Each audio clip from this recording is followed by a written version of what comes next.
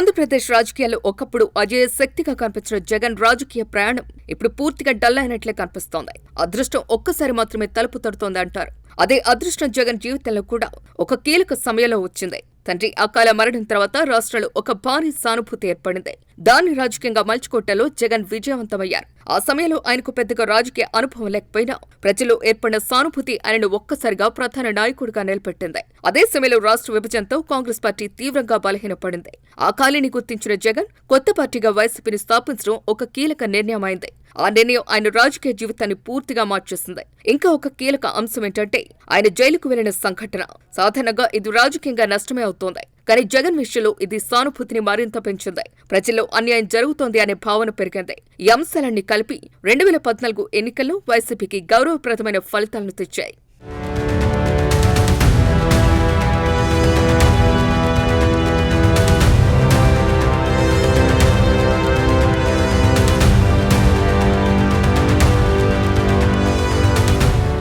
ఆ తర్వాత 2019 ఎన్నికల్లో అయితే అది ఏకపక్ష విజయంగా మారింది.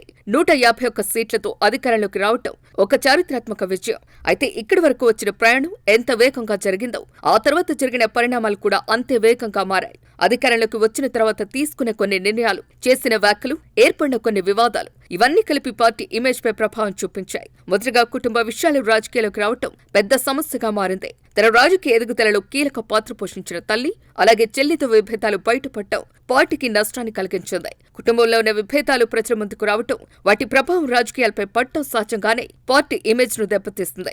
ఇక మరో పెద్ద వివాదం తన బాబాయ్ హత్య కేసు చుట్టూ తిరిగింది. ఈ కేసులో వచ్చిన ఆరోపణలు, కుటుంబ సభ్యుల మధ్య వచ్చిన విభేదాలు, బహిరంగ వ్యాఖ్యలు ఇవన్నీ కలిసి పరిస్థితిని మరింత క్లిష్టంగా మార్చాయి. రాజకీయంగా కాకుండా వ్యక్తిగతంగా కూడా ఈ అంశం పెద్ద ప్రభావం చూపింది.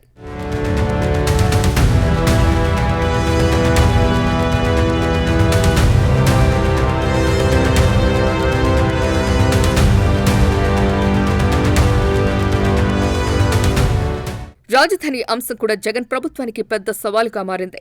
మొదట అమరావతిని సమర్థించిన జగన్ అధికారంలోకి వచ్చిన తర్వాత 3 రాజధానుల ప్రతిపాదన తీసుకురావడం ప్రజల్లో గందరగోళం సృష్టించింది. ఒక నిర్ణయం నుంచి మరో నిర్ణయానికి మారటం వల్ల ప్రభుత్వంపై నమ్మకం దెబ్బతిన్నది అనే అభిప్రాయం వ్యక్తమైంది. ఇక రాజకీయంగా అత్యంత కీలకమైన సంఘటనలో ఒకటి చంద్రబాబు అరెస్ట్. ఈ నిర్ణయం వైసీపీకి భారీగా తిరస్కారాన్ని తెచ్చిందని విశ్లేషకులు భావిస్తున్నారు. ఒకవైపు చంద్రబాబు అరెస్టు, మరోవైపు దానికి వ్యతిరేకంగా స్పందించిన పవన్ ను నిర్బంధించడం ఇవి వైసీపీకి భారీగా డ్యామేజ్ చేసిన అంశాలు. ఇక వ్యక్తిగత వ్యాఖ్యలు కూడా రాజకీయంగా ప్రభావం చూపించాయి. ముఖ్యంగా పవన్ కళ్యాణ్ వ్యక్తిగత జీవితంపై చేసిన వ్యాఖ్యలు ప్రజల్లో వ్యతిరేకతను పెంచాయి. వైసీపీ నేతలు బూతులు తిడుతూ రెచ్చిపోయారు. అలాగే వై నాట్ 175 అనే నినాదం కూడా ఒకవైపు ఆత్మవిశ్వాసంగా కనిపించినా మరోవైపు ప్రత్యర్థిలో కసిని పెంచింది. అన్ని పార్టీలు కలిసి పోరాడే పరిస్థితిని తీసుకొచ్చింది. ఫలితంగా ఒకప్పుడు 151 సీట్లు గెలిచిన పార్టీ తీవ్రంగా పడిపోయే పరిస్థితి ఎదుర్కొంది.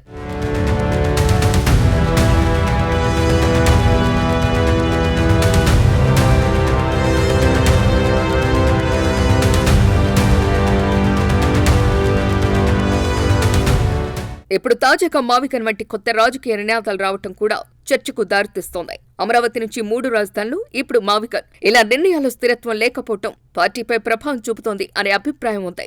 మొత్తానికి చూస్తే జగన్ రాజకీయ ప్రయాణం ఒక ఎత్తుకు చేరిన తర్వాత తీసుకున్న కొన్ని కీలక నిర్ణయాలు తిరిగి అదే వేగంతో ప్రభావం చూపించాయి. అదృష్టం ఒక్కసారి సహకరించింది, కానీ ఆ తర్వాతి ప్రయాణంలో తీసుకున్న నిర్ణయాలే రాజకీయ భవిష్యత్తును నిర్ణయిస్తున్నాయి. ఇప్పుడు ప్రధాన ప్రశ్న ఏంటంటే జగన్ ఈ పరిస్థితిని ఎలా ఎదుర్కొంటారు? చేసిన తప్పుల నుంచి పాఠాలు నేర్చుకుంటారా, లేక అదే దారిలో ముందుకు సాగుతారా అన్నది రాబోయే రోజుల్లో తేలనుంది. కానీ ఓ విషయం మాత్రం స్పష్టంగా కనిపిస్తోంది. రాజకీయాల్లో అదృష్టం ఎంత ముఖ్యమో నిర్ణయాలు అంతకంటే ముఖ్యమని ఈ కథ చెబుతోంది.